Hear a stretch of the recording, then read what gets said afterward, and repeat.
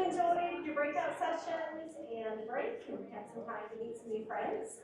I'd like to now introduce you to our next speaker, Dustin Dale.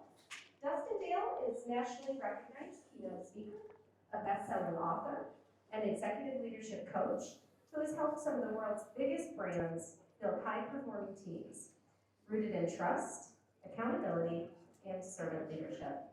With over a decade of senior leadership experience, Dustin understands firsthand what creating a culture of excellence takes. His journey is not just about leadership theory, but real-world execution. Diagnosed with an autoimmune disease, Dustin's resilience and passion for leadership were tested at the highest level. Despite this, he remained committed to empowering others, proving that trust is the foundation to every high-performing team.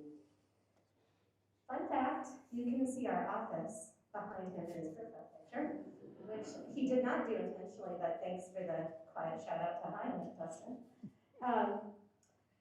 Today, he's here to continue his life's work and mission. You became better because I served you is Dustin's mission. Please stand, make some noise for my personal friend, Dustin Dale.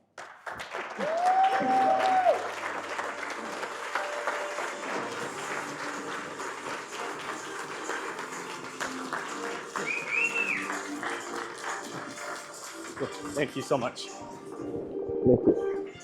Awesome, thank you. Thank you. Yes, that picture was 3 years ago.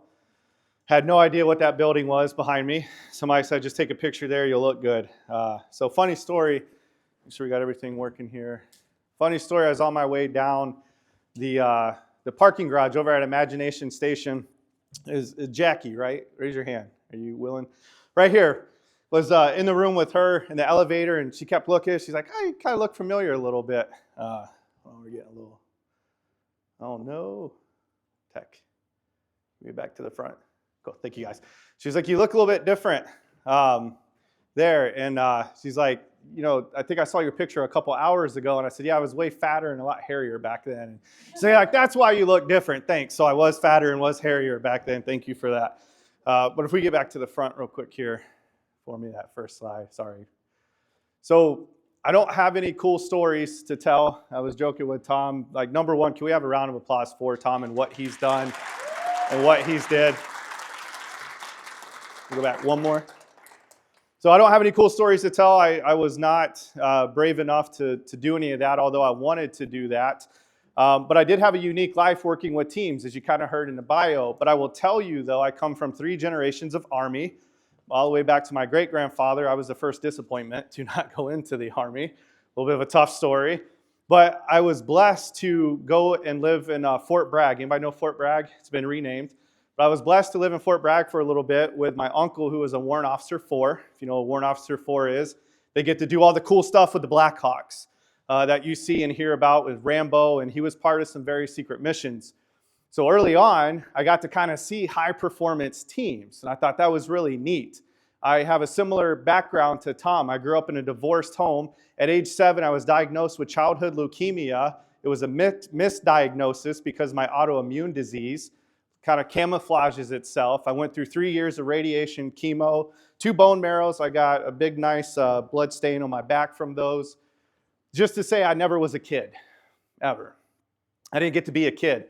I had to grow up really, really quick. And by the way, during that sickness, my parents were splitting up, so just kind of add that layer onto it.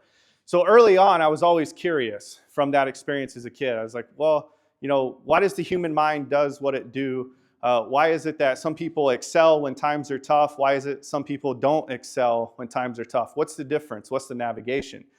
So early on, I was very curious that way because of my circumstances. Fast forward to where it's similar to Tom's, but different. Living in that military base at Fort Bragg, I wanted to join the Army, but 3 days before I went to do that, I got a phone call. It's my girlfriend, now wife. Story worked out well. Got a phone call. "Hey, I love you. I want to be transparent with you. I don't know if I can be with you while you go into the Army." "Why not? What? I thought we were settled on this. I thought we were good with this." She's like, "Dustin, you're crazy." She wasn't wrong. She's like, "You're crazy. You want to do this G.I. Joe stuff? You want to be a ranger? It's just not going to work." I was like, well, what do you want me to do? I want you to pack up your 2005 Broken Butt Grand Prix, if y'all remember those cars. And I want you to put your TV and the 2 pair of shorts you had down at Fort Bragg once you drive back up here, and let's try to make this work. So I did. I loaded up my Grand Prix, barely got back up 15 hours later to Ohio, Defiance, Ohio. Anybody know where Defiance is? I'm sorry. So I got back to Defiance, Ohio, very small town, and I'm like, this sucks. I hate my life. I just lost the military. I was going to be the best soldier there ever was and serve with my uncle. We actually had plans. We wanted to do tours together. He is still there. He is in Washington, D.C. right now, getting ready to go work for the Pentagon. He's been in 28 years, most of my life. So I'm in Defiance, Ohio. I'm sitting there. I hate my life. I'm miserable. I have ambition. I have focus. I have dreams, but what do I do with it? Well, my mom throws a newspaper at me, like most moms in a room. Get your butt off the couch. You can't sleep here and be depressed. In the newspaper was a cashier job at Lowe's, part-time. I was like, well, I guess. Back then, I think minimum wage was like 10 something, if that. I made very low money. I'm standing at a cashier one day. Store director comes by. She pulls me aside. She said, hey, I've never seen you before. Who are you? It's like, well, thanks. I mean, I'm glad you get to want to know me, but there's better ways to approach that. And she's like, well, what are you doing? It's like, I'm checking people out. I think that's what you guys want me to do. May I remind you, I was a knucklehead. You're going to hear a lot of those stories today. She goes, no, I mean, like, what are you doing with your life? It's like, I don't know. I just left to go sign up for the Army, and now I don't have an opportunity to do that. So I'm here because my mom kicked me off the couch. She's like, you ever thought about leadership? It's like, what? What are you talking about? I'm 19, if that. I think I was like 18, 19. Like, what are you talking about? She goes, well, you get paid more. Stop. Done. I'll do it. You stop right there. I'll do it. Isn't that what happens a lot in organizations? I'm going to ruffle some feathers today, so buckle up. All right, so she goes, you're going to make more money. It's like, all right, cool, I'll do it. What do I got to do? She goes, you got to be in charge of some people. I'm like, fine, that's whatever. I can do that. I was learning that down in Fort Bragg. She goes, you're going to have some responsibility. You got to take care of inventory, da-da-da-da-da. But here's what she did is she sold me on the lie of management. Is really what she explained to me. Because when I got promoted, I was like, to hell with this. This is awful. Like, people want me to solve their problems. You didn't tell me there was problem solving with this. You told me there was extra pay and a little bit of paperwork. No problem solving. People coming up to me, oh, my son's sick. Folks, I was 19. What do you want me to do about it? It's your kid. Go fix it, right? No empathy. And I learned very early, going again back to my childhood, I learned very early about high performance teams because I was forced into that position. You talk about the Peter Principle, I was living proof of it. This is just surface level of some of the things I was very blessed to achieve. And when I say I achieve, it's my team. When you heard my life mission, my job is to serve you. That's all I did as a leader was serve my teams. That was it. I didn't need to be the ego. I didn't need to give all the directions. I needed to have specific vision. But my only job was to serve my team to make sure they were successful. And I went on to have a pretty good career. So I say this humbly, not in arrogance, that I know a little bit about building high-performance teams. I was one of the youngest leaders at Lowe's, that picture right there, my baby face when I shave.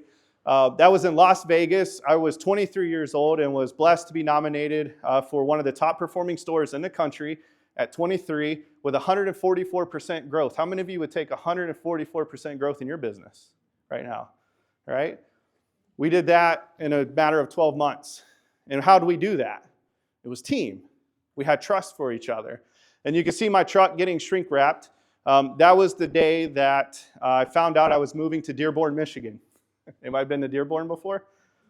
It's one of the most beautiful, culturally diverse cities in this country, and I loved it. It taught me so much about people.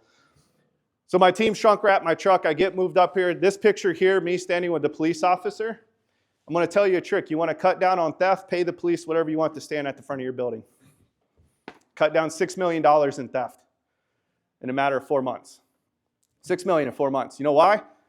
Because nobody's going to carry a big-ass TV in front of the cops and try to walk out the front door. Walmart doesn't work. So I learned early on, okay, resources for teams, partnering with community leaders, community agencies to be successful. All this to say is I've been very blessed to work with high-performance teams and drive them and understand the psychology of how they work. And HR was my business partner in every career I had, from Lowe's to Walmart. Our HRs basically kept me from getting fired, if I'm being honest with you, right? I was an HR nightmare. I'll be honest. They were like, Dustin, you can't say that. I'm like, why not? They are idiots. What's going on? I'm just joking, right? But I have a huge, massive respect for HR because I understand what happens. I understand what you go through. I understand what it takes to have all the pressure of an operational director breathing down. Hey, you got to create better leadership for our teams, da, da, da, da, da. Like, yeah, on top of the other 50 million things, I'll get right on that, sir, right? Going back to earlier, you mother effer, right? Like that, Tom. I feel that. So what I'm going to give you today is 4 strategies on building a high-performance team that I lived and that I was mentored and that I was taught. Okay, and I want to eliminate an excuse right away. Everybody laugh at the dorky kid real quick. Right? This was my senior year in high school. Does this kid look like the guy I just described? That was a $2 Walmart watch, oversized, because I wanted to be cool like all the other kids. And I had no money. We were poor. We didn't have a ton of money. And I tried to be cool. So the reason I share this picture with you is because if you would have told me this dorky kid right here who had zero discipline just about except this only ambition to go be an Army Ranger would turn into that overweight bearded guy, I would laugh at you. There's no way. So I want to eliminate the excuse right now that you can't build high-performance teams because, number one, limitation of the mind is often what stops teams from being successful. Often. Most times we disqualify ourselves, and actually what disqualifies us qualifies us to help people. Can I get a yes? The one thing you say, Dustin, you don't know about this in my past life. I can't do this. That's the number one thing that allows you to help somebody else, who you used to be. Isn't that what servant leadership is about? So I want to eliminate the excuse right now. We can build high-performance team. I don't care what you did in the past. I don't care what happened. I don't care those situations. We're going to take away that excuse because you're going to hear some stories today about a knucklehead right here that did some cool things with some great teams. So y'all ready? Oh, we got to wake up a little bit. Y'all ready? There we go. All right. To build a high-performance team, what does everybody want in life? Yell out some answers. Financial freedom, trust. Did you read my slides? Who said that? Raise your hand. Get out of here. You got to leave now, right? Everybody wants happiness in life. Y'all know that? Simplicity. Everybody wants to be happy. Anybody not want to be happy? Okay, cool, because I was going to kick you out. If you did, raise your hand. Everybody wants to be happy. So when you talk about building high-performance teams, what do you think the number one ingredient is outside of trust to build a high-performance team? Happiness. I've worked with recruiters, and I've never heard a recruiter say, hey, our slogan is, you'll hate your life, but we'll pay you well. Never heard that, but isn't that what happens? Right? Told you, we're going to ruffle some feathers today. So happiness is at the core of what everybody wants. It is. When you're building a high-performance team, nobody wants to show up to their work to say, I hate working here. But it happens all the time. I've seen it. I lived it. I had leaders I absolutely hated I worked for. Micromanagers, going back to earlier. Couldn't do anything. Couldn't make a decision. Couldn't even walk 10 feet without, Dustin, what are you doing? Dustin, what are you doing? Dustin, why'd you do that? What are you doing? What are you doing? What are you doing? When I say HR nightmare, it's because I wanted to punch half of them. That's why they had to hold me back. So everybody wants happiness. And if you say, well, Dustin, is that really true? Let's actually go through life. Because I want this talk to not just be something you learn. I want it to shift your experience. I want this to be a new style of talk that you hear and say, you know what? I've never thought about that behavior before in that way. And to provide the psychology behind it. So who remembers this drink? Anybody old enough in the room to remember the slogan that made them famous? There's a lot of young faces in here. Nobody's old. But when you got a Coke, you got a smile. This drink is deadly. You get a Coke and a smile. You drink this and you get a health plan. But how many people bought Cokes for so many years? They sold what? Happiness. You crack the pop, you hear the fizz, you drink it back, and you enjoy that McDouble. By the way, what's the number one selling meal at McDonald's? Happy Meal. Why? Is it because the food's delicious? Because it makes kids quiet? Yes, it does make them quiet. It makes them happy. I have 2 kids. You'll find out in a second a little bit more about them. It makes them happy. You've been sold happiness your entire life. You just didn't realize it, right? Let's go a step further. Anybody remember this from the earlier days from the company I worked for, Walmart? Anybody remember getting those? I remember they would pull out that packing roll of tape, like that old greeter. They'll lick the thumb, get it nice and moist, and rip that off, and bam, right across my chest. Have a good day, kid. I look up at my mom, and she had a smile because she knew getting that little sticker made me happy. So we've been focused on happy our entire life. It wasn't because they were cool stickers. Hell, half the time they ripped when you tried to pull them off, right? And I wish they continued to do that. That's something I tried to bring back. Wasn't going to happen. The whole touching kids thing didn't work out well with HR, okay? All right, sorry, that might have crossed the line. All right, okay, here we go. What about this right here? Does this make anybody happy? Unless you're allergic, I understand. But does this make anybody happy? Puppies, kittens, right? Yeah, typically makes you happy, right? Pets bring us happiness. And I will tell you, this is what an idiot I am. I want to share this story with you real quick. My cat's named Pallet. Okay, Pallet. I found her at a Lowe's store in 2013. I was pulling a pallet. I'll connect the dots. I was pulling a pallet out of the aisle, and when I was lowering it, a little softball fell out that was furry. And right before I crushed it, I stopped, thank God, got out, and I did one of these numbers, rolling it, trying to figure out if it was a bird's nest. Out pops this little head. Fell in love with it. Fell in love with it. I rescued that kitty. This is her today. Unfortunately, Pallet's on her way out. She is older now. She's developed diabetes. But my wife will tell you there's only one woman I love more than her, and that's Pallet. Pallet has been with me through some of the worst times in my life. Back when I was a heavy drinker, Pallet was with me. Back when I was so miserable in my corporate job and I was taking massive amount of caffeine pills so I could get this buzz to try not to hate life, Pallet was with me. So I love that cat more than anything because it made me happy, right? How about this one? Any parents in the room? Right? They say a moment becomes a memory the minute you realize it's a moment that you'll never have again. This was last year. I took this picture in Olander. So shout out to Olander. Yep, there you go.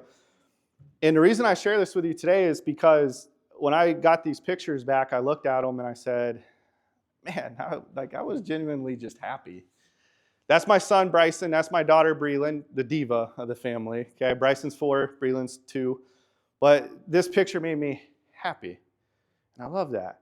And so when you think about all of these examples I just showed you, we have to understand that we want to be happy in life. That's the fundamental core, no matter where you come from, no matter what you do, whether it's with your kids, whether it's with your cat named Pallet.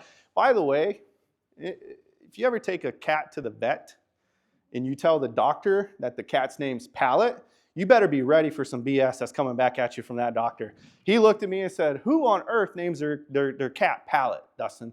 I've heard a lot of goofy names in my life, but you win. You get the cake there. So good customer service, don't insult your customers. Okay, moving on from that. We want to be happy. So fundamentally, building a high-performance team starts with the core that you want to be happy in life. And all of the happy experiences come from something. Similar to what Tom talked about. No matter where it is that this person comes from, get to know them so you can know where to take them. Right? So all of these examples, when I would lead high-performance team, I would ask, do you have any pets? Are you an animal lover like me? Are you an animal hater? Some people don't like animals. Right? Do you have kids? What do you like to do with your kids? What do you want to share with me about your kids? Can I get to know your kids? Hey, do you got a memory of the past that you enjoy? And once I know these things right off the bat, then I can connect with you and we start to build the word what? Trust. And what's in the middle of the word trust? It's 2 letters that say us. So you can't build trust without us. So happiness is rooted at every high-performance team that I have worked with, that I've seen get developed. They were happy at what they were doing. They didn't always enjoy it. And I am a big Saban fan. I'm an Oregon Duck fan. We're not going to talk about that, okay, this past season. But the one thing I loved about Saban is he said, you know what? You can't make everybody happy. If you do, go sell ice cream and even then you'll still piss somebody off. That was Saban's quote he told all the time. So high-performance teams can be happy. They want to be happy. They love performing at an elite level. But it's your job to know how and why are they happy. Start there with that core. But oftentimes, this is what it feels like, isn't it, when we're trying to build trust in an organization. So watch this real quick for me.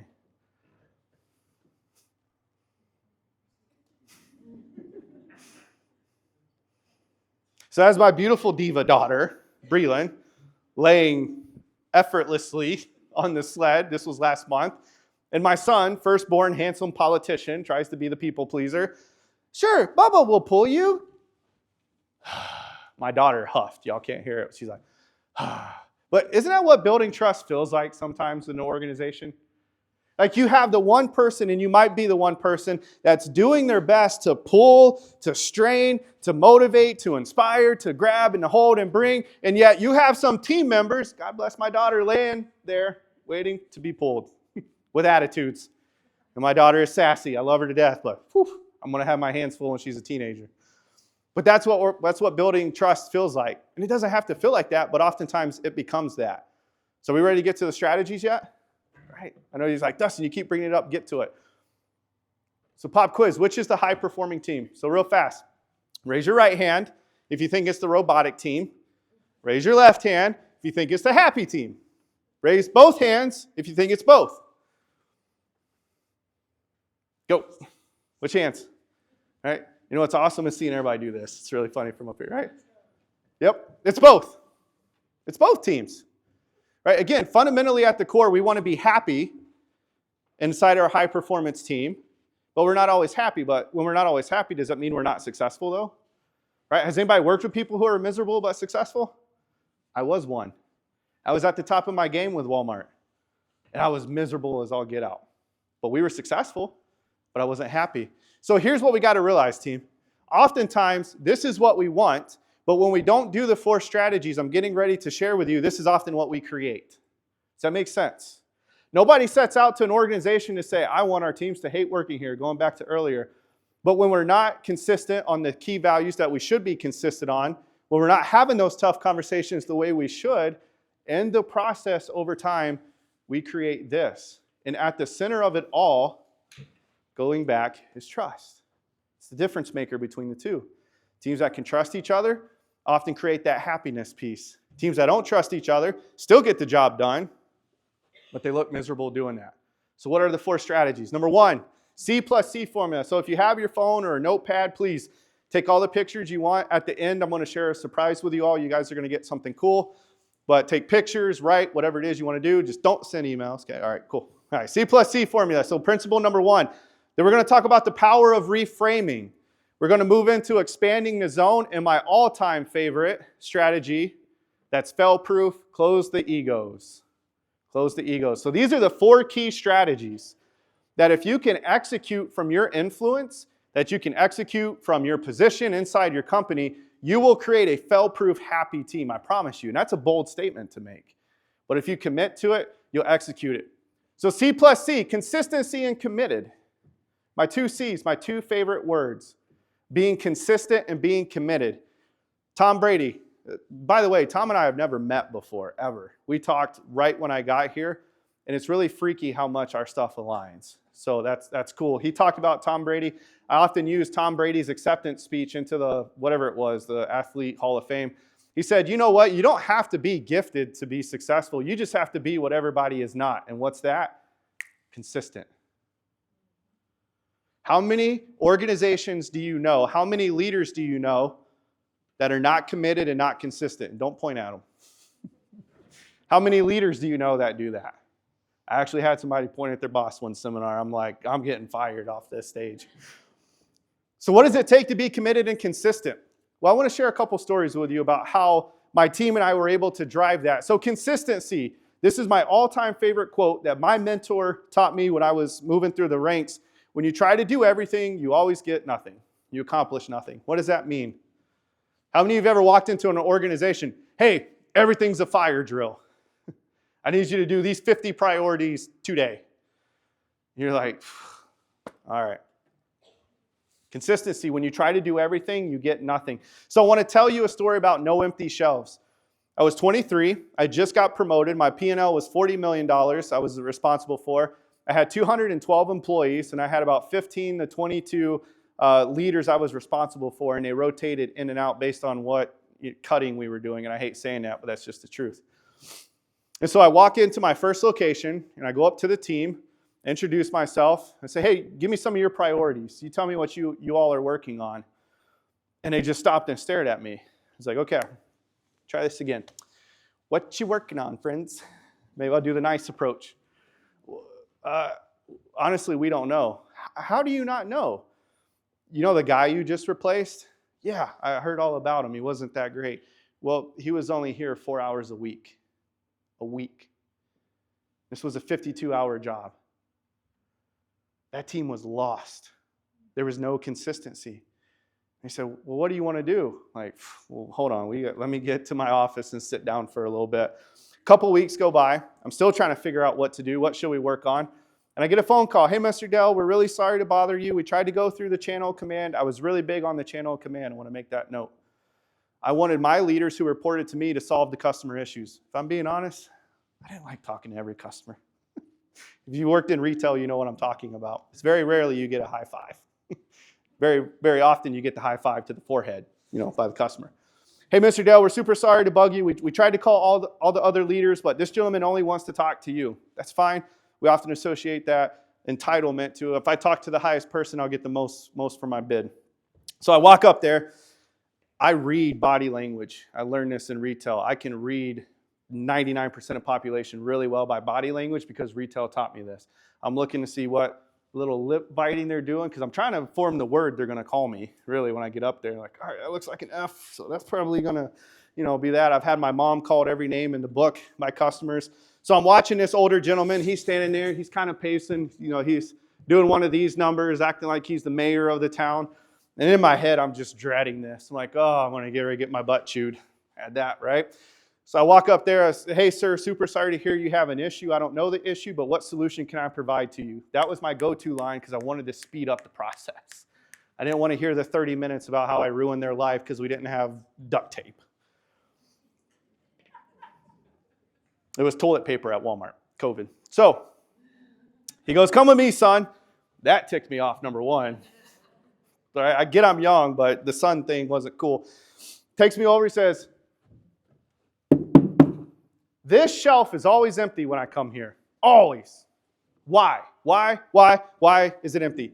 Friends, this was a 59-cent plumbing piece. If you've ever been in Lowe's, that's the worst aisle to go down. Number one, there's 20,000 plumbing pieces in the world.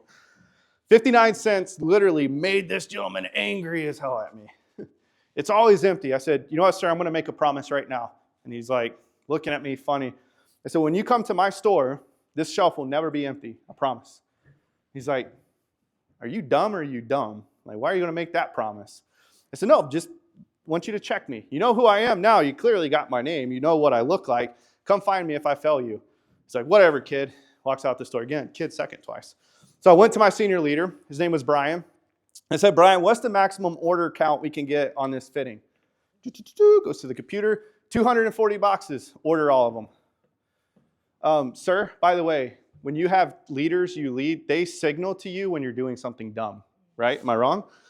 They will signal to you. My team, hey, sir, was code word for, what the hell are you doing? So Brian, sir, we've sold 6 in the last year. Boxes? Pieces. Order 240 boxes. Sir, number 2, sir, comes up. He's really trying to get my attention. Dustin, what? Why? Like, I don't mean to overstep boundaries. Why? I said, well, because I made a promise. Again, this was a new team I was working with, right? Remember that. I'd just taken this location over. He's like, but why would you promise something like that? I said, it's not so much what I promised to the customer. It's the behavior that we're going to build with all the leaders. And he looked at me and he's like, what's that? Being consistently in stock.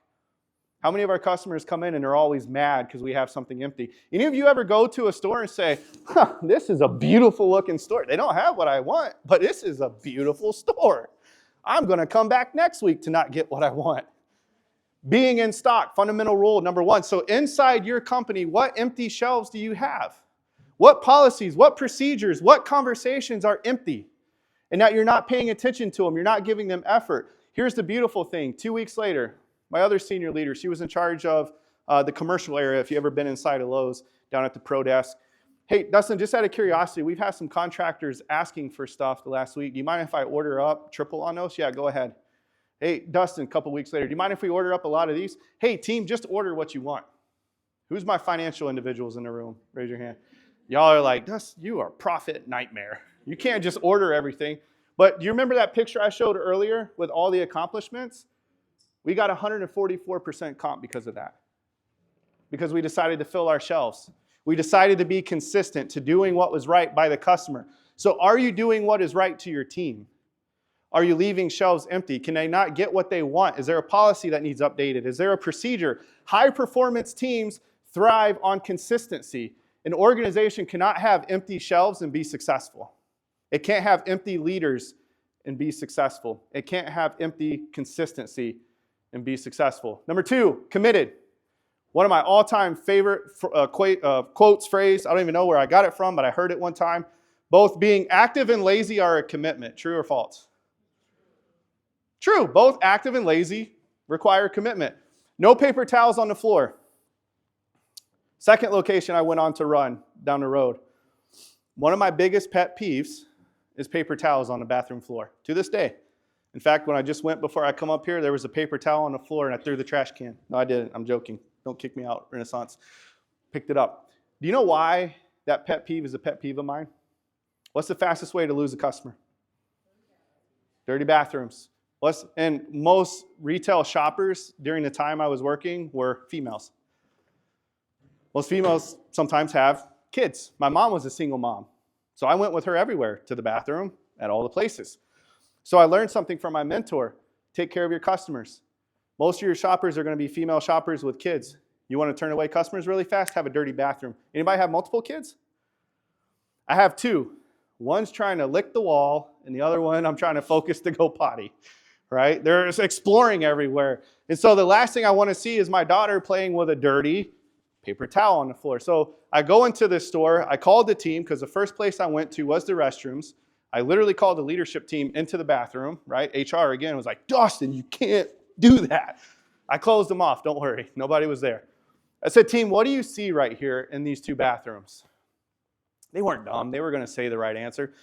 Dustin, they're dirty. Eyeballs rolling. It's one. You ever had that leader try to do that point and you're like, will you just get to what you're saying? Right? This was one of those painful lessons. I said, nope, that's not it. They're not dirty. What do you see here? And finally, one of my frontline leadership, she was in charge of the cashier team. She's like, laziness? Bingo. What you see is laziness because we're not committed. No matter what position we're in, my senior leadership position, frontline leadership, I don't even care, cashier position, doesn't matter to me. Our store will never have a dirty paper towel in the bathroom ever. And we're going to be committed to that, and we're going to be consistent by that. And sure enough, every single day, I checked for about probably a month and a half. And if there was dirty paper towels, I would send a picture text to all my teams, no words, just a picture text. What do you think happened about, let's say, 2 months later? We ended up getting nominated for Store of the Month because of our standards. Multiple customers wrote in about how clean we were and how they enjoyed you were in stock. My other store took that same principle to this store, but I had more female shoppers come personally talk to me and say, I appreciate your bathrooms clean. I really do. I said, I grew up with a single mom. I get it. I understand. Single dads too. It's kids in general. You don't want them to go somewhere dirty. So what are you not committed to in your organization? What hasn't been a commitment that needs to become a commitment? What conversations are we not having that we got to commit back to start having with development, asking those tough questions? Tom talked about his biggest regret. Looking back at my career, my biggest regret was not having enough tough conversations with people. And I often wonder where they went. And they probably failed because it was uncomfortable to have tough conversations. That's my biggest regret. So looking back, consistency and commitment, when you fast forward it to high performance teams, organizations and companies thrive when they're consistent and committed. And when you do those 2 things, you get this, the law of attraction. Right? How many of you say, man, I love that company. They are so inconsistent and dang, they're not committed. I can't wait to work there. Sign me up. No, you start to attract talent because talent attracts talent. Make sense? When you are so focused, dialed in, and lasered with your team, as leaders, you have that influence. And even if you're not a leader, you can still influence based on your actions just by reaching out and helping someone, mentoring someone. When a company is so dialed in and focused on being consistent and committed, you will attract talent like no other. Going back to what most organizations are not is what? Consistent. So what do you got to get consistent about today? Listen, I don't want you to just come here to hang out today. I want you to do that. But I want you to leave one thing better. I want you to walk away with one thing that's going to make you better. I want you to walk away with one conversation that's going to make you better, one thought that's going to make your organization better, one movement, one perspective, something to make your organization better. And start the consistency and start the commitment. So can we do consistency and commitment? Say yes. Love it. Number 2, reframing. Anybody know Tony Robbins? He became a billionaire by ripping people off because of this. I like Tony. I was very blessed to meet a guy who worked with Tony. And I got a lot of good insight on how Tony works and operates. Did I mention I come from a dysfunctional family earlier?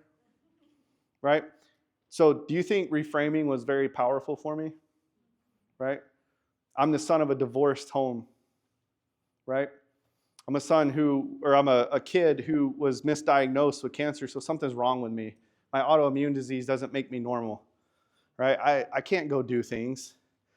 I'm dyslexic. I had a speech impediment as a kid. I had a stuttering issue because my older sister, she was my stepsister, would bully and beat me so bad that I would stutter. Do you remember earlier when I said oftentimes what you disqualify yourself qualifies you to help somebody else? That's leadership. But it starts with reframing. So the power of reframing with your teams looks like this. Overcome the lies. I want you to say it with me. Lies are excuses. A little more energy. Lies are excuses. I want you to wake up and say that 10 times every day. Because the first 6 thoughts you have, 4 of them are typically negative. Did y'all know that? Psychology's proven that to us. We typically have 6 thoughts in that first 45 seconds to a minute. And if you're getting older like I am with 2 kids, I'm like, damn, my back hurts. Oh, I got to do this today. All right, we got to get my son to school. Like I jacked my knee up yesterday. I've had knee surgery in this knee, so it gets stiff when it's cold. And right away, 4 thoughts are about how much I hate the day already. What do you think your employees are doing? What do you think your customers are doing? So you have to change that world when they come into the company, when they come into the organization. So overcome the lies. Cultivate a mindset that, you know what? Let's call out the excuse. Let's call out that lie and let's overcome it. What can we do to reframe it? So instead of saying, hey team, we failed, guess what? We found the fastest way to progress with failure because now we know what not to do much faster. Right? Again, I'm telling you, Tony Robbins made billions off this, okay? And it's so simple. Anybody can do it. You don't have to be Tony Robbins at all. It's all about reframing your situation and your perspective. And I could imagine with the SEALs, you guys reframed a lot. You're out in water, pitch black, dark, those environments. Not once did I hear Tom say, my guys thought this sucks. They were like, this is perfect. Let's go. We're going to be able to get these guys without them knowing. Like, Jocko Willink, embrace the suck. It's a great quote Jocko uses with the SEALs. Why can't we do that in our organizations? Right? Leadership. Reframing situations to be better. So part of failure is going to drive, I should say a lot of failure is going to drive most of the excuses we tend to make. Because we failed at something. Maybe we didn't have a stellar year. Well, you know the marketing team sucked last year. Like they didn't get out and do what they needed to. Well, you know recruiting didn't bring in hardly half the talent we needed to. Well, you know financial department, they cut all the bills and all the budgets we had. And am I being real or no? These conversations happen. Well, we had that bad leader that got fired. Hell, he ruined the organization. It's an excuse. You get to start fresh. Right? So reframing in teams is critical and it's powerful. In fact, take it a step further. I want you to start reframing your personal life. You're talking to a guy who laid on a deathbed at St. Anne's Hospital in 2021. You don't think I was reframing my life? Like, man, I don't want to be here, but if I get to leave here, what can I do? And that's where my life mission came from, what Jamie read. And there's some of you in this room who know what I'm talking about, some of the mentoring I've done, some of the conversations I've had with people. I've been blessed. I often ask God, like, why me? Why did I walk out of St. Anne's? It was the middle of COVID. I should have been dead with my body bleeding out. Reframing is not just for high-performance teams. It's for you. You have to reframe your mind to be successful because life sucks. It's going to hurt. It's going to beat you. Every year is not going to be a stellar year, and business is a competition, and you got to want to win. And if you don't want to win, then you're going to lose. And when you lose, you start a progression and a mindset of excuses. But the faster you fail, the quicker you get to succeed because you know, well, they're not going down that road. Nope. Now we know. Last reframing strategy that worked for my team. And again, when I say my job was to serve them. My job was to help reframe their situations. The last one, endless solutions. There's probably about maybe 75, 80 people in here. If I put up 2 plus 2 on this screen, every single one of you, probably not everyone, but majority are going to tell me how to solve it in different ways. Make sense? Say yes. You're going to say, well, 100 minus 98, 2, or 4, whatever, 100 minus 96. You're going to say, well, you could do it this way, you could do it that way, you could do it this way. So why do we get caught up on dumb problems in organizations? Because of reframing. We're saying we have too many problems. No, you don't. You have too many solutions. Just pick one. Try it out. Progress with failure. What Tom said earlier, just do something. Don't not do something. So in fact, you have more solutions than you know what to do with, and so you feel paralyzed by it. You feel paralyzed. But the reality is, when you lead a team and you're building a high-performance team, that team has so many solutions, you just got to talk to them and ask them. Hey, team, we're facing this market trend right now. How do we do this? Hey, this is coming up in the legislation. How do we battle this? Hey, this is becoming big. AI is now entering into the world a lot. Are we avoiding AI or are we learning about AI? Make sense? So reframing is powerful. If you want to build a high-performance team, if you want your organization to be truly successful, you have to learn to embrace the solutions and reframe. We don't have a lot of problems. We got more solutions. So number 2, power of reframing. Takes us to number 3. Expand the zones, new perspectives. Did I mention earlier I worked in Dearborn, Michigan? It's beautiful. Like, it seriously is. The food, oh my gosh. Where's Haifa? Grape leaf. When I got back to Toledo, I met Haifa, and I said, hey, where can I get some great, I always say it wrong, chicken tawuk? Shawarma, dang it. See, I always say it wrong. You think I would learn having been there for a while. She took me to Grape Leaf, fell in love with it. Now I order Grape Leaf Express every other day. It's a really bad habit. But it's one of the most beautiful, beautiful cities I've ever been in. By the way, most of the stores I worked in were very inner city stores that struggled. Just being very transparent. Look at me. Do you think I got wrote off in some of the stores I stepped into by my employees? I'm going to be real with you. Absolutely. They said, Dustin, what does a white guy know about this environment here? What do you know about the projects? What do you know about struggle? What do you know about gangs? What do you know about this? Until I told my story. And they said, what's up, Dustin? You got more in common with us than we knew. I love this. Everywhere, everywhere, everywhere. I was blessed to work in different cultures. I get to Dearborn, and it's a hub of culture. If you know anything about Dearborn, Middle East population of the country, we also shared a parking lot with Ford. German, Japanese, Chinese, Swedish, Hispanic, African American, Middle East. It was a hub. It was a culture hub. I learned so many great perspectives about motivating different people, about learning how to ask better questions, about being more emotionally intelligent with my environment and my surroundings. And guess what? It allowed me to serve my customers better because I didn't go in there with a one-track mind. So when you look at leading a team and you only come from one perspective of a comfort zone, you have to expand it. All good teams expand their comfort zones. That's what the SEALs do. You think they just take the Joe Blow off the street and let them come in and be the Joe Blow in a SEAL uniform, Tom? No. Rigorous training. That's why it's such a very respectable position to achieve. They go through new perspectives. They have to expand their zone. So what expansion are you doing with your teams, with your company, with your clients, with prospecting? Hey, I've never heard a company talk about this before. Like, you're the first I've heard you bring this specific thing up. Yeah, that's because we're expanding. We're not here to die. If you don't grow, you die. Plain and simple. In business, you're either growing your profit or you're losing your profit. You can't stay at sub. Does not work. A zero does not work on a P&L. You grow it or you die. So expand your comfort zones. Collaboration. Embrace diversity. Bring in perspectives. I love what Steve Jobs and Brene Brown does a beautiful job of this when she speaks. It really is dumb to hire people and tell them what to do. Y'all heard that before? Right? But how often do we do that? Hey, we're going to hire you for this position. Here's our 1999 employee handbook.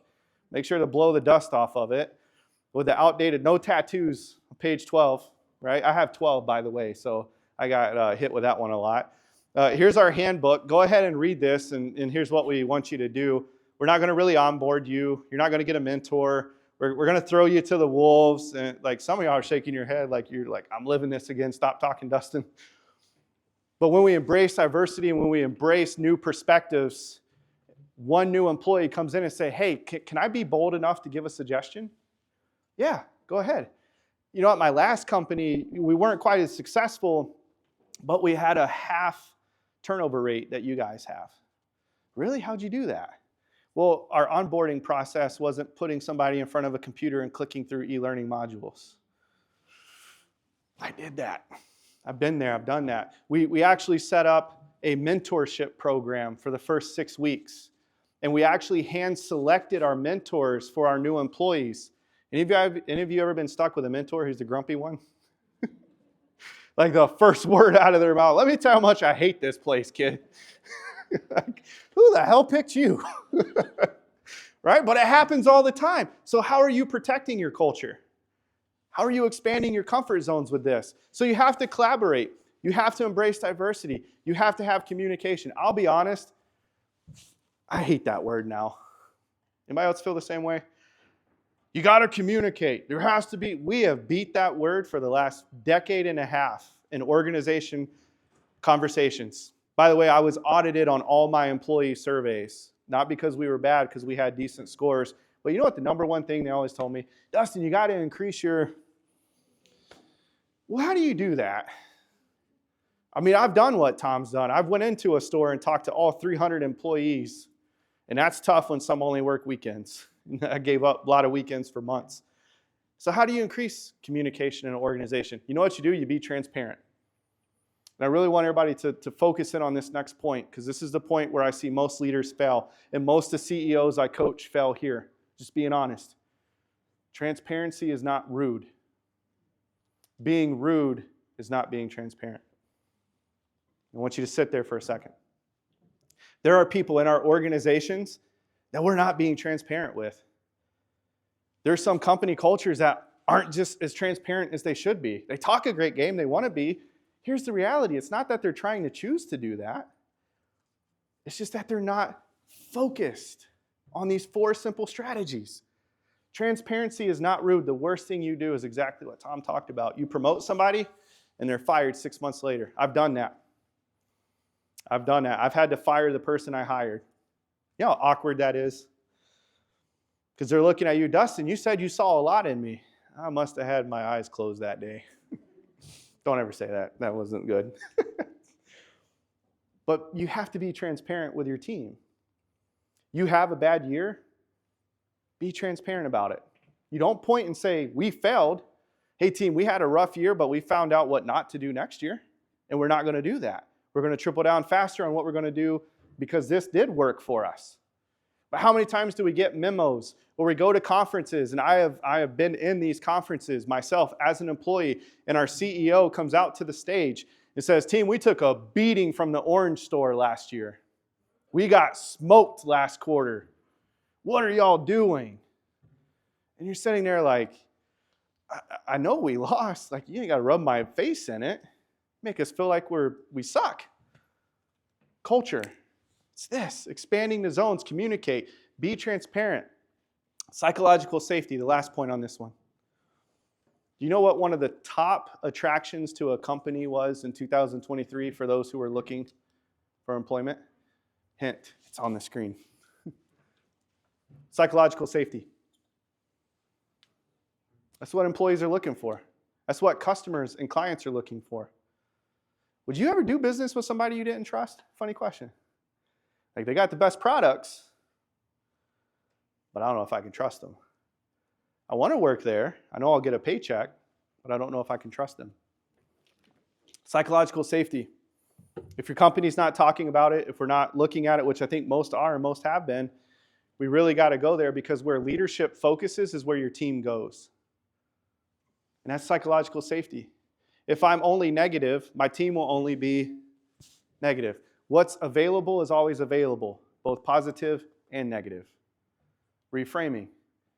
We can complain about being negative, that's available, but so is positive. So if you want to build a high-performance team, if you want to have cultivation of success, if you really want to expand, you want to attract talent, you want to grow new customers, finally be the company that stands up and says, we are okay with growing our comfort zones. In fact, we never want to live there. I am waiting for a core value to say expansion of comfort zone. I challenge a company. I've given this talk, not this specific talk, but I've given similar talks, hundreds of conferences with people and leaders and multiple one-on-one conversations trying to help create a core value that talks about growth. What a crazy concept. So I challenge you all. I want the email that says, Dustin, we went back and changed our core value. Expansion of comfort zones no longer exist here. We don't put limitations on our success. We don't put limitations on our mindsets. We don't put limitations on our embracing diversity. We don't put limitations on our collaboration. We're going to expand and we're going to grow and we're going to win. Business is a sport. Building high-performance teams is a sport. The team that does this wins. So going into our last one, my favorite one. Don't be the obstacle. Close the ego. If you haven't been paying attention, pay attention to this one, because this is the one that, honestly, I could do the whole presentation on. This is where the death of leaders and companies come from, right here. And I get really passionate about this because I've worked in this environment. Some of you have too. When I coach with C-suite, the one question y'all notice I always say C-suite. Not that all the problems lie there, but who has the most influence? C-suite. And I ask them, this is a tough question, especially when you're trying to get business. Has your ego become your ears? And they stop and they look at me and they're like, who booked this call with you? Who vetted you out? But I say it respectfully and I say it humbly. Has your ego become your ears? Because if it has, I can't help you. And I don't want to change you. You can't change anybody. You ever push a horse before? Who wins? The horse. It's hard to change people. But if I can influence you to create a ripple effect, and then maybe I can just get your ego down a little bit where you can hear me for just a split second, I really don't care the fact I'm talking to you. It's the 15, 20, 30, 40, 100, 500 plus people behind you that I'm talking to. Because unfortunately, you're the driver of their pain. And if I can't get you to see that, you're going to lose a lot of good people who could have done a lot of good things in your company. And so if you want to build a high-performance team, you close the egos. Egos don't exist. I'm going to give you another challenge. I'm still waiting for a company to create a core value that says no egos. None. From CEO down to the part-time 1099 contractor, whatever. No egos. I will fall over happy and retire when I see that email. I'll be done. I'll hang it up, Kurt. Like, I'm done speaking. I did my job. But why aren't we brave enough to do that? Because we say, well, that doesn't really fit in the mix. It's not really a core value. Like, how do we create a policy around it? How do we create a procedure? How do we create... To hell with that. Pardon my French. Get rid of that nonsense. Because people are people. And people want to work in an organization. Teams want to work with high-performance teams that are people, not robots. So close the ego. Get rid of it. How do you close the ego? Setbacks. Anybody ever have a setback and you see the one person start to raise their hand like, they did it over there. Right? Anybody watch Survivor? No? Okay. All right. Moving on. So, no, I like Survivor. When we were having both our kids, my wife and I have watched every season of Survivor. Embarrassing fact. Now y'all can hold it against me. But, when you have a baby, there's not much else to do besides be quiet. So we watched every season of Survivor. I have a psychology background. You know why I love Survivor? Because everything I'm talking about, I see all the time. And after the first challenge, when it's the first tribal council, and you have Jeff's little, skinny buff self walk up there with his mullet, and he sits down and right away, hey guys, tell me what happened. They blew the challenge. And they start pointing fingers right away. But before leading up to that, you have all the secret conversations on the beach, right? They're all running. We got one person running for an idol. That's like the company snitch. They're trying to find that idol to run to so they don't get fired. So they're all running around, and then they get to tribal council. What if we fired people like that in companies? Wouldn't that be funny as hell? Tribes voted, you're out. Well, I'm the CEO. How the hell you vote me out, right? But when setbacks happen, egos show right away. Always. Always. When a setback happens, you will see who has the ego immediately because they're going to point blame. They're not going to say, hey, that was my fault. I messed up on that part. I take ownership. So you want to start to figure out talent development. You want to start to pick the best or start to see who's the best within a company. Start to look for the egos. And when you start closing down the egos, they show even more. Make sense? Say yes. Number 2, egos divide. Again, nothing new. But how many of you worked with leaders who had an ego and they had their best friend who was another senior leader or leadership position in general, and because those two were so close and they were feeding each other's egos, it divided the departments. Anybody worked that way before? Saw it all the time. We saw it a lot the higher levels you went within retail. You have your regional team, you have your divisional team, you have your executive team, and then you have your senior executive team and then CEO. We knew who were riffing. It's not like it was a secret. Your employees know when your team's riffing. And I say this to the senior leadership in the room. I'm going to zero in for a second. If you are blessed to serve in a C-suite position or a high-level position, your team knows when there's riff. You're not fooling anybody.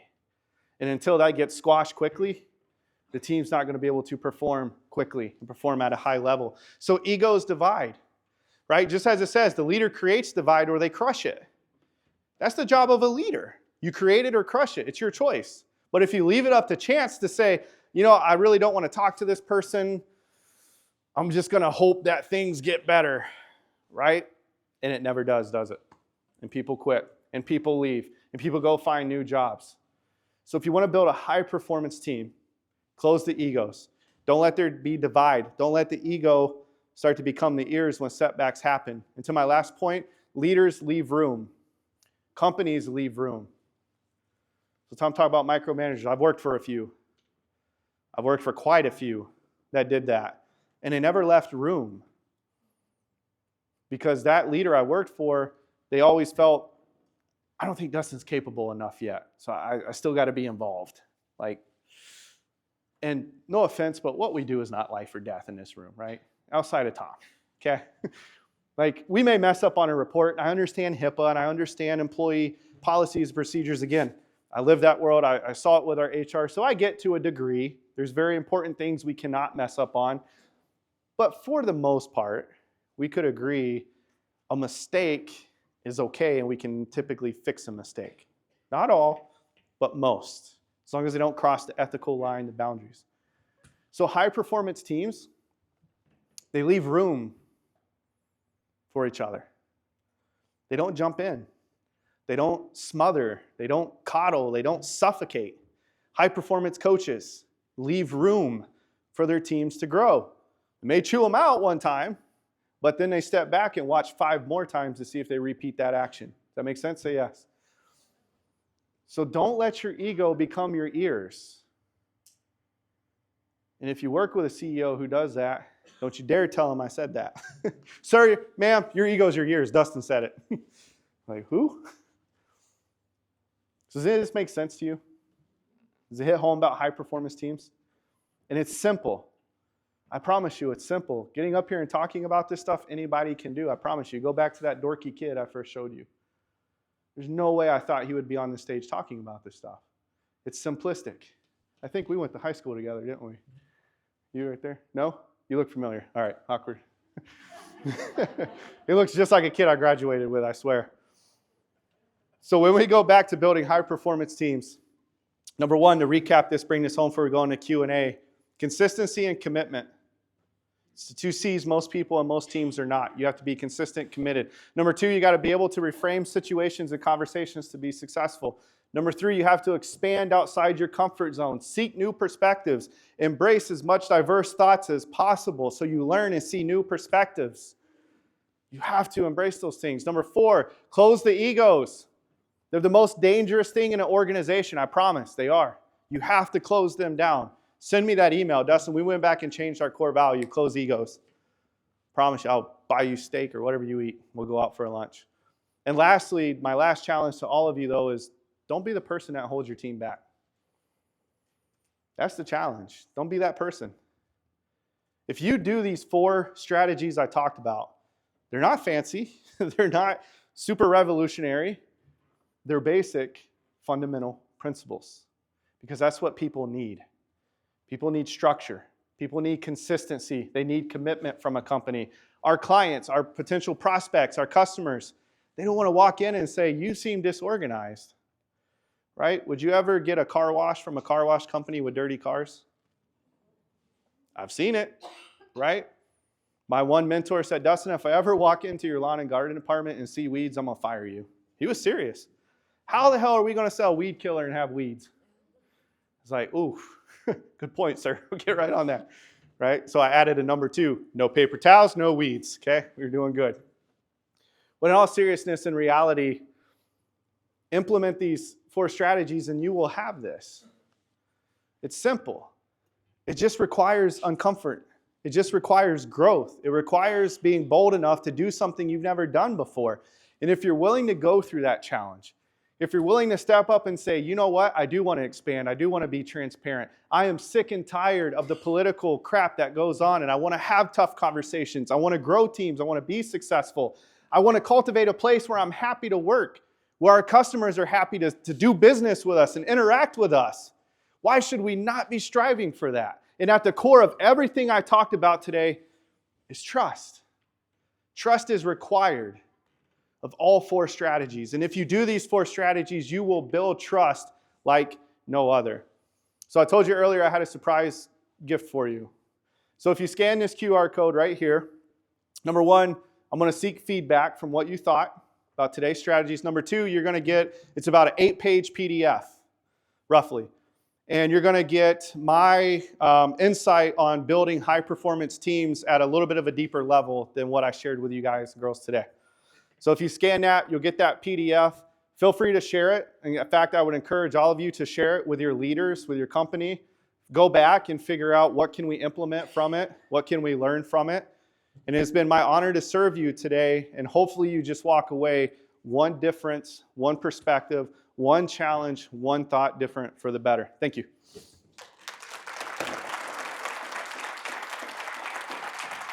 Yep, let's go. All right, Q&A. We good, Jamie? Okay, cool. Any questions? Oh, you got me beat, Tom. Well, yes, sir.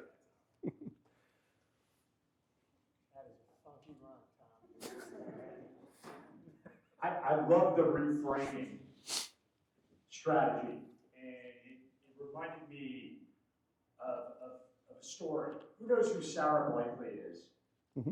Yeah, a lot of you know who she is. And my wife grew up with her. She grew up a few miles from where I live now in Florida. And she's a totally normal person. She was probably dorky like you think you were back in high school. And she's funny. I don't think she's particularly smart or anything. But she's one of the most successful female entrepreneurs ever, multi-billionaire. And her dad would ask her a question every day, and it reframed her. I never looked at it that way. But you know, when whoever's got kids, when your kids come home from school, you know, hey, how was your day at school? Is typically the question. Her dad would go, hey, Sarah, how did you fail today? Every single day, day after day after day. And I listened to a podcast with her, and she said because of that, it just changed her whole context. Looking at failure, it was a nothing burger to her. Mm-hmm. And it took her years to get the Spanx brand to where it ultimately came. She never would have succeeded if she looked at failure like most of us did. Mm-hmm. So the reframing thing's fantastic. I love that. Thank you. Any questions on leading teams, leadership? Tough question. Yep, in the back. So what would you say is the best way to reset an initiative that the C-suite has verbally committed to or verbally agrees with, but an action has not committed to, so the commitment and consistency is not there? Yep, so going back and basically doing what we said we were going to do. I just want to make sure I understand. Is that correct? Yeah. So transparency, and by the way, I've been a part of this many times. As much success as I've talked about, I've had more failure. Number one is transparency, and I'll give you my example to answer the question. I did fail my team at one point in time when I said we were going to live up to good customer experience. I don't believe in customer service. I believe in customer experience. Two different things. Services, I'll stock the shelves. Experiences, from beginning to end, entering the door, leaving the door, you feel something. You're always making people feel something, okay? So I brought my team into the conference room. I said, hey, we said we were going to have a 92% or higher. I failed you all because I didn't make sure we were doing what we said we were going to do. But here's the initiative we're going to start doing moving forward. And my team looked at me and they were like, number one, we know it took a lot for you to say you messed up. Because the one thing most leaders are not willing to say is, I messed up. So number one, I had accountability for myself. So I would encourage any outside your example, any senior leadership team, any CEO, any CFO, C-suite, when you know that things are wrong and you got to get back on track, you have to be the first to say, we messed up, us, not you all. Because you all do what we envision. Does that make sense? Say yes. So our vision wasn't clear enough, or our vision wasn't there for you, so we failed you, and we're sorry, but here's what we're going to do to be better. And you reframe it. But it takes a lot for a senior leader to apologize. So that's how I would go to that approach. If there's an initiative, a core value, a mission that we just didn't do, team, we messed up. We're very sorry. We truly are. Here's what we're going to do to be better. Because the longer you avoid it, the bigger the problem becomes. I'm going to give you a rule. Write this number down if you would for me, 72. 72 hours is when most issues should be resolved in an organization. 72 hours. So if I had a conflict or an issue or a problem come up, the first 24 hours I wanted to collect my data, have my conversations I needed to have, do my observations. The second 24 hours I wanted to start to put together solutions, strategize with people who could help. Hour 72, we resolved it. Imagine if you had that mentality in organizations. You were getting over problems fast and quickly. That's why I share that example with you. Nothing is really prolonged unless we make it prolonged. So it's just how fast do you want to address it? So phenomenal question. Thank you. Anything else? Got one right here. Oh, don't do this to me. I'm going to follow up on this question a little bit. A lot of leaders come up with initiatives like that, but they don't provide the resources. Mm-hmm. What kind of conversations can we have as middle managers to get the resources we need to come up with the initiatives and solve those problems? Speaking up or like getting seen? Yeah.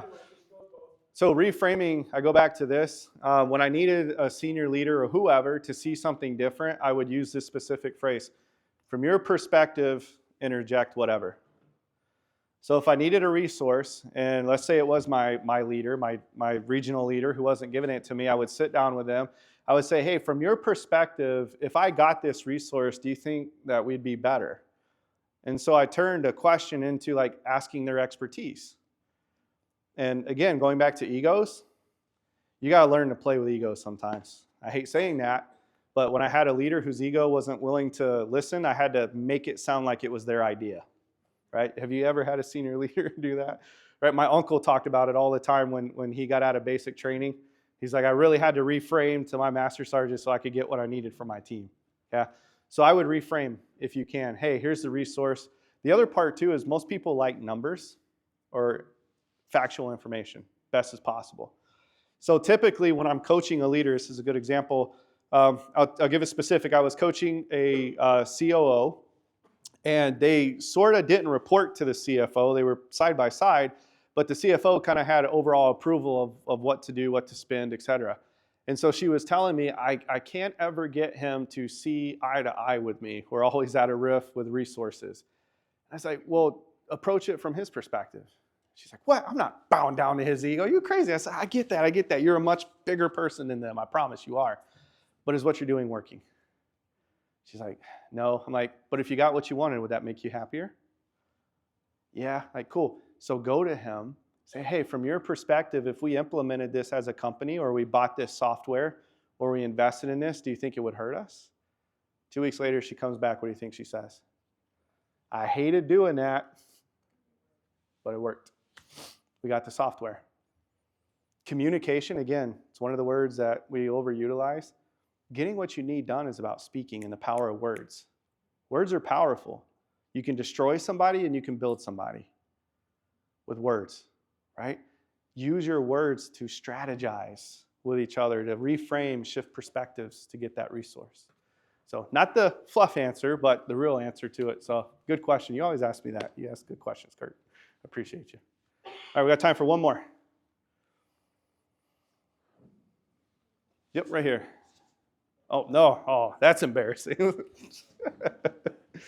got one more? Who's your favorite survivor? I have a couple. How many hours we got? No. I like Rupert. Rupert was that old fun uncle that would give you a beer when you were 12. Because he knew, like, I'm not getting in trouble, but, you know, you're good. He kept you safe, right? Yeah, well, we won't talk about that. But, yeah, so Rupert was one. The other one I like, too, is, oh, goodness, what's his name? He went on to play the challenge. He did the challenges, tall, skinny guy.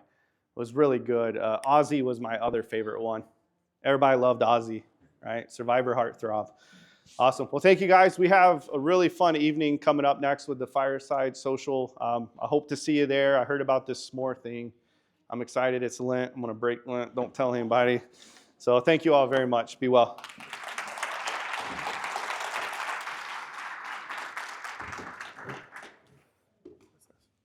Clicker. I didn't know if you needed it. One more round for our speakers and presenters today. Not loud enough. I'm not going to worry about the microphone. It is our hope that you gain valuable insight, learn something new, and feel leading inspired. While this does wrap up our formal sessions, we do invite you to join us for an evening of networking, fun, and some signature cocktails, as well as bonfires and optional ice skating at the ribbon. If you get on skates, please be careful and do it before the cocktail. And don't worry, there is plenty of indoor space to hang out as well. For directions, QR code right there.